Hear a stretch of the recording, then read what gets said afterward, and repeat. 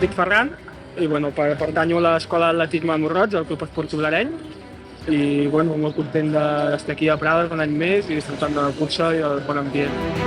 És molt maca, superaconsellable, no li sobra ni un quilòmetre. Molt maca, he disfrutat mogollon. Mira, fins als primers dos avituallaments i després els dos últims.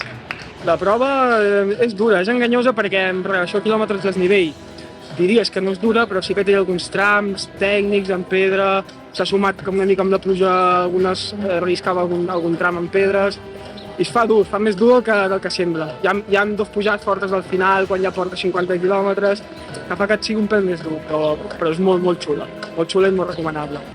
Hi ha una part que passem per la cova i això que és molt trencacames, aquesta m'ha costat bastant, però bueno, al final molt bé.